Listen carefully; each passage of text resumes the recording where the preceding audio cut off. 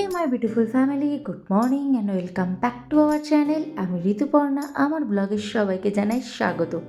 চলে এলাম আরও আরেকটা সুন্দর তরতাজা ব্লগ নিয়ে। আজকে হলো ফ্রাইডে।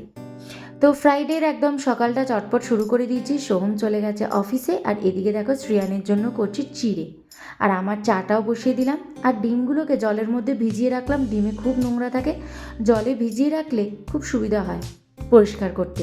আর এদিকে শ্রিয়ানের অবস্থা দেখেছো, দেখো কাণ্ডকীর্তি ওর।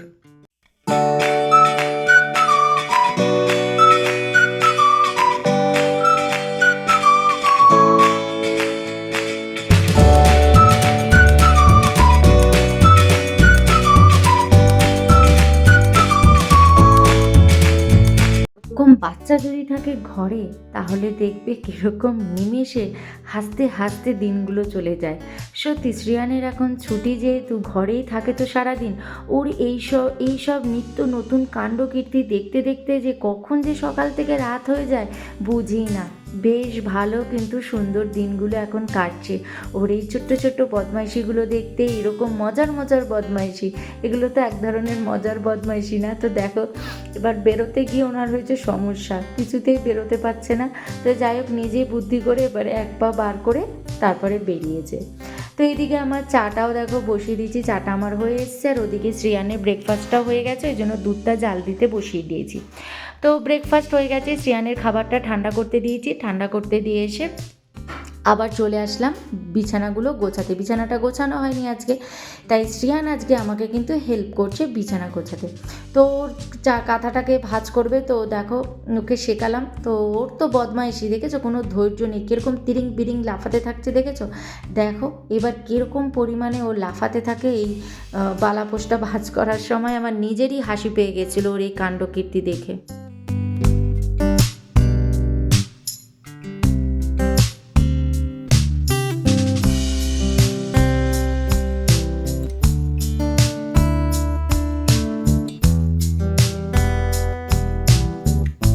দিন যদি ওর এই বদমাইশিগুলো দেখি না, তাহলে আর কোনো কাজকর্ম করতে হবে না, ওর বদমাইশি দেখতে দেখতেই দিন কেটে যাবে।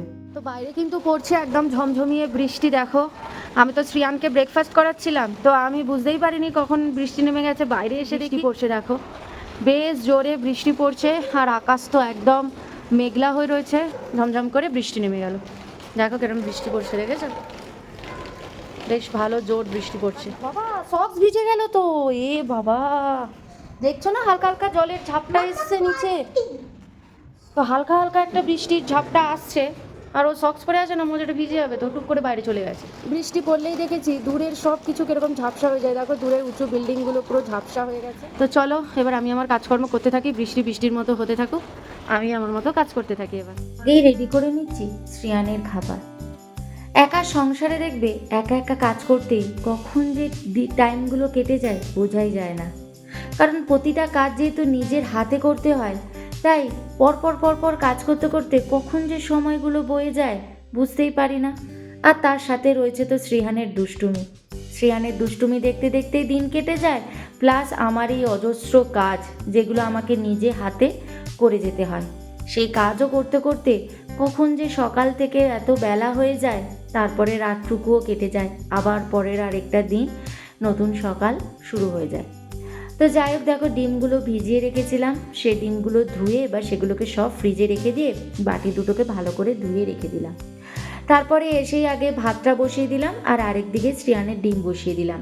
আর আজকে করব পালং শাক, তাই বেগুনগুলো কেটে নিচ্ছি আর পালং শাকগুলো একটু কুচিয়ে নিচ্ছি। আজকে পালং শাক করব আর পটলের তরকারি করব। তো পালং শাক তো বেগুন দিয়ে করব, তাই বেগুনটাকে আগে একটু ভেজে নিচ্ছি। আর পালং শাকও কাটা হয়ে গেছে। এই ফাঁকে শ্রিয়ানের জন্য কমলালেবুর রসটাও করে নিলাম, ভীষণ ভালো খায় তোমরা জানোই। তো ওকে দেখো রসটা দিয়ে দিলাম, ও রসটা খেয়ে নিক। আর এদিকে ডিমটাও হয়ে গেছে আর বেগুনগুলো ভাজা হয়ে গেছে, তো ওর মধ্যেই পালং শাকটা বসিয়ে দিলাম। আর ডিমটা যেহেতু হয়ে গেছে, তাই ডিমটাকে তুলে নিয়ে এদিকে পালং শাকটা বসিয়ে ওখানে কড়াইটা বসিয়ে দিলাম পটলের তরকারি করব বলে। ব্যাস, পটলের তরকারি, পালং শাক আর মাছ করব, এই আজকে আমার মেনু। বললাম না, কাজের মধ্যে থাকলে কখন যে সকাল থেকে দুপুর গড়িয়ে আবার রাত হয়ে যায় বোঝাই যায় না। এদিকে দেখো পটলের তরকারি জল দিয়ে দিয়েছি, ঝোলটা আর একটু কষবে আর একটু ঝোলটা শুকাবে, টানবে। আর এদিকে যত বাসন ভরেছে এগুলোকে এবার মেজে নেব, কারণ ওদিকে তো তরকারিটা হচ্ছে, আর কিছু রান্নাবান্না সেরকম করার নেই। পালং শাকও হয়ে গেছে, তাই ভাবলাম এবার বাসনগুলোকে মেজে নিই। বাসনগুলো মাজতে মাজতে আজকে কিন্তু অনেকটাই বেলা হয়ে যাচ্ছে, আর ভিডিওটাও আমি শুরু করেছিলাম অনেকটা বেলা থেকে। আসলে শ্রেয়ানের স্কুল ছুটি তো, এই জন্য সকালবেলায় যে একটা তাড়াহুড়োর মধ্যে কাজ করতাম, সেই তাড়াহুড়োটা না এখন একটু ঢিলে হয়ে গেছে, এই জন্য না আমার একটু টাইমেও লাগছে।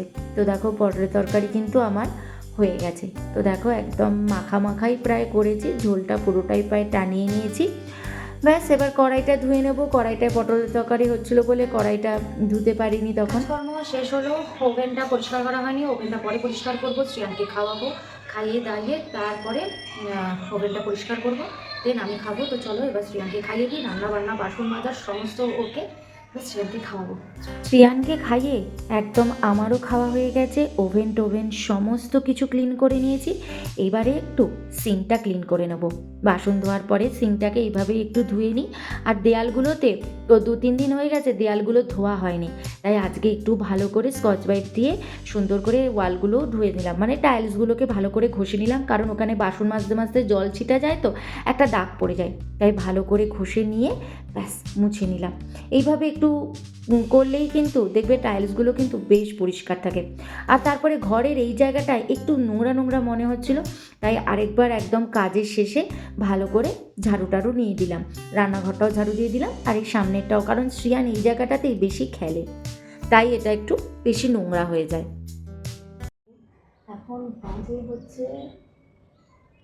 এখন বাজে 4:05 বাকি। সমস্ত কাজ এখন আমার কমপ্লিট। বাইরের ওয়েদারটা অনেকটা পরিষ্কার হয়ে গেছে, এখন রোদ উঠে গেছে, রোদটা এখন ওই সাইডে চলে গেছে, তাই আমার এখন ব্যালকনিতে ছায়া পড়ে গেছে। তো ওদিক থেকে রোদটা পড়েছে তো এই ঘরগুলোর মধ্যে, তো এই আলো রোদটা মানে পুরো ফ্ল্যাটগুলো না পুরো জল জল জল জল করছে রোদে। তো আকাশটা পরিষ্কার রয়েছে, জানি না বৃষ্টি আর হবে কি না, হালকা হালকা একটা কালো কালো মেঘ দেখা যাচ্ছে, তবে রোদ উঠে গেছে, রোদ এখন রয়েছে, ভালো রোদ রয়েছে। তো চলো আর কি, এবার একটু রেস্ট নেব, একটু শোবো, হয়তো ঘুমিয়েও পড়তে পারি, কারণ সারাদিনের ক্লান্তিতে না ঘুম চলেই আসে। তো কিচেন টিচেন সব পরিষ্কার করে ফেলেছি, সব A to Z কাজকর্ম হয়। দেখা হচ্ছে সন্ধেবেলায় আমাদের সাথে। শুভ সন্ধ্যা বন্ধুরা, সন্ধে হয়ে গেছে, সন্ধ্যাবাতিও দেওয়া হয়ে গেছে। আর শ্রিয়ানকে একটু জ্যাম বিস্কুট খাইয়ে দিলাম, কিচ্ছু খেতে চায় না, খালি খেলবে, খালি গাড়ি খেলবে। আর বাইরে কিন্তু ভালো ঠান্ডা হাওয়া দিচ্ছে, বাইরে ঘরের ভেতরে সব বন্ধ থাকে তো অতটা ঠান্ডা মালুম হয় না, বাইরে কিন্তু আজকে ভীষণ ঠান্ডা, ওয়েদার তো ভালো ছিল না আজকে। আর এদিকে সোহম দেখেছে একদম আদা দিয়ে চা করছে, তো চাটা খাওয়া হয়ে গেছে। সোহম এখন বসেছে শ্রিয়ানকে নিয়ে, শ্রিয়ান ওর বাবার কাছেই পড়বে, তো স্কুলের যা হোমওয়ার্ক দিয়েছিল ছুটিতে সেগুলো নিয়েই বসেছে আজকে। তো হয়ে গেছে, একদিনেই সমস্ত কমপ্লিট হয়ে গেছে। আর শ্রিয়ান যেহেতু ওইদিকে পড়ছে, ভাবলাম আমিও বরং এইদিকে জামা কাপড়গুলো ভাঁজ করে নিই, অনেক জামা কাপড় জমে গেছিলো, খাটের উপরে একেবারে স্তূপ হয়ে গেছিলো। তো দেখো জামা কাপড়গুলো একে একে ভাঁজ করে নিচ্ছে। আসলে না জামা কাপড়গুলো না ভাঁজই করতে ভালো লাগে না, তাই অনেকগুলো যখন জমে তখনই একসাথে ভাঁজ করি।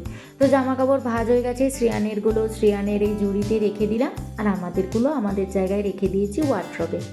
এবার এই চাদরটা না অনেক দিন ঠিকঠাকভাবে গোছানো হয়নি, খুব এলোমেলো হয়ে থাকতো, তো আজকে একদম ভালো করে সুন্দর করে পরিষ্কার করে নিয়েছি।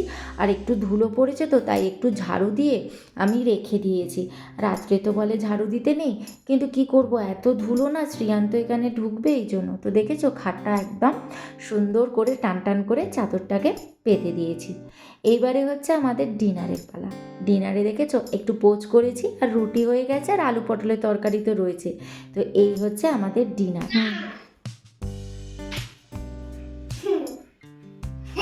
দেখ, চলো খাটে তুলে দাও।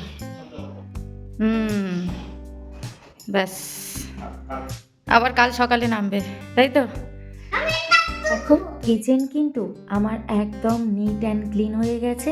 প্রতিদিন রাত্রে কিন্তু এইভাবেই কিচেনটাকে সুন্দর করে ক্লিন করে রাখি। আর হলঘরেও দেখো কোনো গাড়ি নেই, হলঘরটাও কিন্তু একদম পরিষ্কার, কারণ শ্রিয়ান সমস্ত গাড়ি গুছিয়ে রেখে দিয়েছে। চলো এবার হচ্ছে ঘুমানোর পালা, ঘুম চলে এসছে, এখন বাজে 10:30, সমস্ত কিছু কমপ্লিট। এবার গিয়ে শোবো সারা দিনের পরে, এবার একটা লম্বা ঘুম দেবো। আবার দেখা হচ্ছে নেক্সট ডে আর একটা ব্লগের সাথে।